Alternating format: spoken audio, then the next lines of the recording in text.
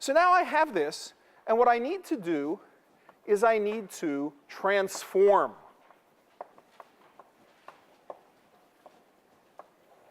So I need to take E. coli growing in a test tube, and I need to put into it a whole collection of zillions and zillions of plasmid molecules, plasmid circles, that all have different pieces of human DNA. One of these things might have RH1, one RH2, one RH3, et cetera. Okay? Or if it's human DNA, one of them your hemoglobin, one of them your collagen, whatever. I have to throw the DNA on top of the bacteria. And then I need to come up with some engineering trick to make the bacteria take up this DNA across their cell membranes and use it. Why should I be able to persuade bacteria to take up my DNA? They do it anyway. Remember we said they like to exchange DNA. That's kind of their thing, right? They pick up DNA from their environment anyway. See, as usual, we haven't really invented something. What we've done is we have used the natural property that's out there.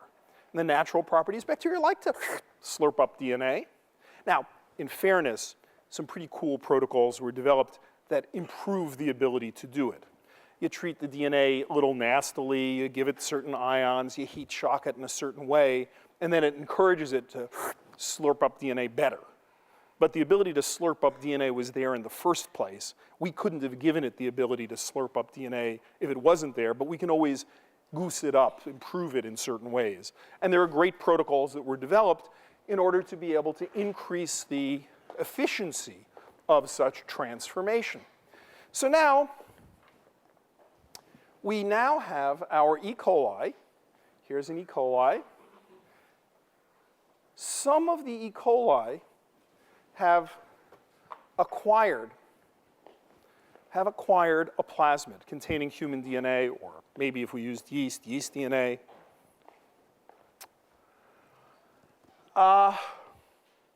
Some of them haven't, right? Because it's kind of a random process. Some slurp it up, some haven't. So I might have, I don't know, like maybe 1 in 100 of my cells will have slurped up DNA, but 99 in 100 won't have slurped up DNA. I want to plate these out on a Petri plate and grow them up into individual colonies. But I would like it to be the case, please, that the individual colonies that grow up are only the ones that got my plasmid. I really don't want to see all these guys who didn't get my plasmid.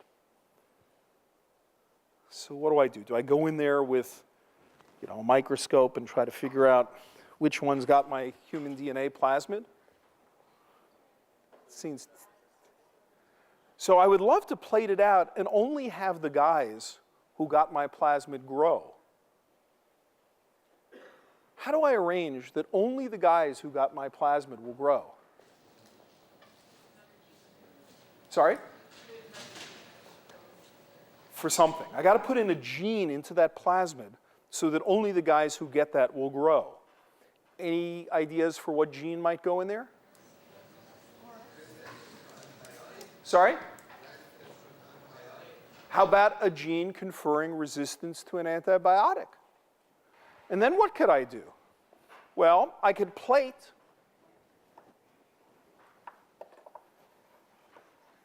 I'm going to select. See, this E. coli here, it had my plasmid, and it's going to have a drug resistance gene, and it'll grow up. This guy over here, he didn't get a drug resistance gene. He doesn't grow up. The only ones who grow up have a drug resistance. Wait a second. Why doesn't this guy grow up?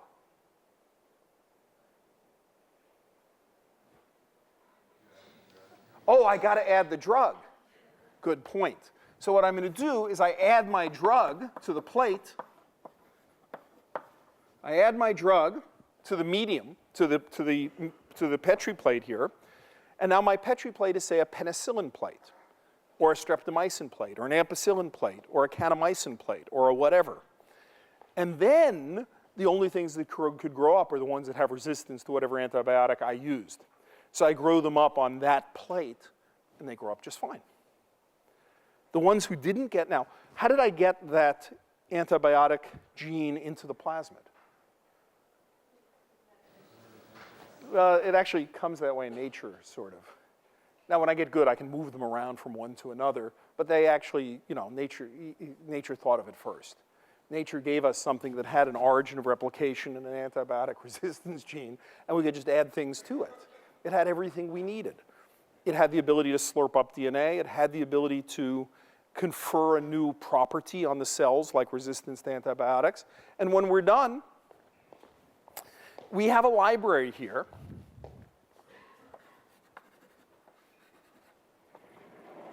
And we call this a library of cells, or of colonies, each one of which has a distinct piece of human DNA. Each one of which has a different piece of human DNA. Let me stop and ask any questions. This is like one of the coolest new procedures invented. Yes? Is it possible that the same E. coli takes in two? Yes. Turns out we do this at a dilution in a way so that most take up 0, some take up 1, and a couple take up 2. And what we say there is, oh well. It's not so common and we live with it. What else?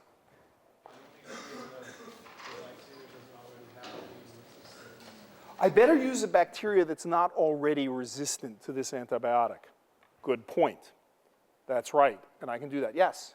When you're making those vectors, how do you make sure it only cuts once so you can put one piece of human DNA and it doesn't break the whole Oh, so what if that vector had like 5 EcoR1 sites? People have engineered them to just have one. In fact, what they've really done now is they engineer them so that within the vector, there's a little region called a polylinker that has many different sites for many different restriction enzymes, depending on which one you might want to use, and they're all right over here in the same place. And they go around and they fix the vector so it doesn't have any of the others. You could, for example, cut it open and change the sequence a little bit. All these tools are available to us. And rather than you having to do it, they're all in the catalog. The catalog has vectors that have polylinkers, don't have any other cut sites, et cetera. Yes?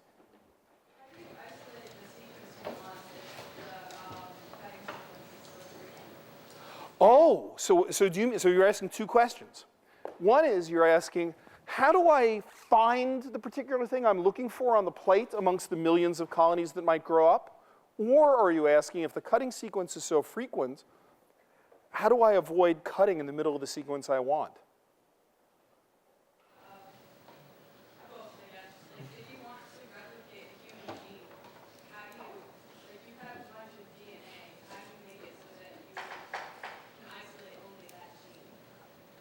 Okay, so now there are really two questions you're asking. They're both really good questions. One, I take my human DNA, and let's say we're trying to clone the gene for beta globin. Beta globin is a part of hemoglobin. It's one of the 2 proteins in hemoglobin. And let's say the beta globin gene is a certain length. And suppose the beta globin gene actually has several EcoR1 sites.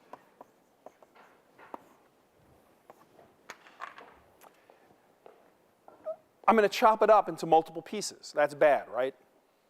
That's step one. That's step 1 bad. How do I avoid that? Sorry?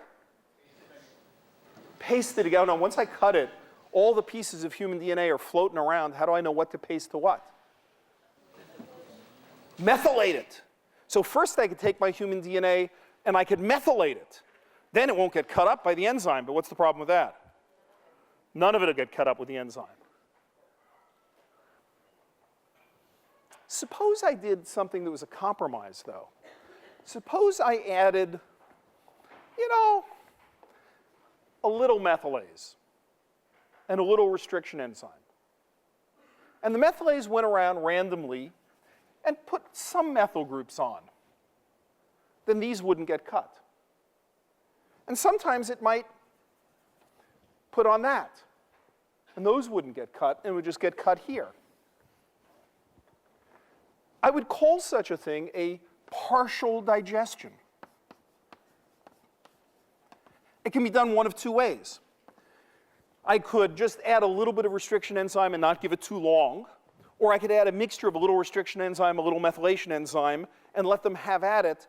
And if I had the right balance, I could cut on average every second restriction site, or on average every fourth restriction site, or if I use a different ratio, every 10th restriction site. So I actually can play a stochastic, a probabilistic game of cutting every second, fourth, 10th site, and I'll obviously get a gamish, I'll get a mixture of different cuts. But in terms of cutting in the middle of my gene, I now no longer care because I can do partial digestions.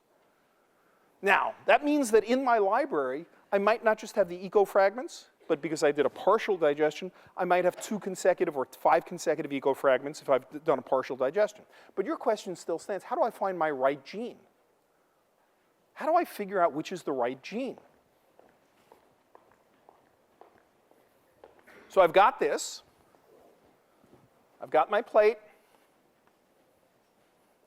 I've done this amazing purification. Every one of these guys has a chunk of human DNA that might be just 1 echo R1 fragment, or if I happen to have done a partial digestion, it might be 2 echo R1 fragments. But it turns out that this guy here is beta globin. How do I know? I've purified beta globin. I get points, right? I purified beta globin. Somewhere on my plate is a pure beta globin sitting there. But the problem is I don't know where it is. How am I going to find it? They all still look the same. They look like bacteria.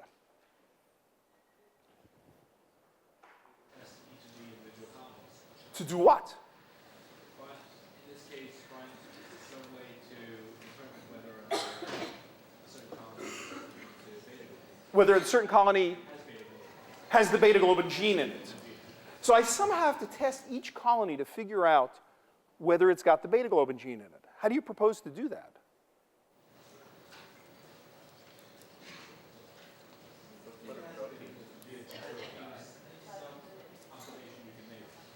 Talk loud. There's some observation you can make. And you make that observation. Right, so I'm with you. I'm with you, yep. You basically want some ribosomes to create proteins. Oh, so maybe I can make that thing make beta globin. Oh, and then look for the protein.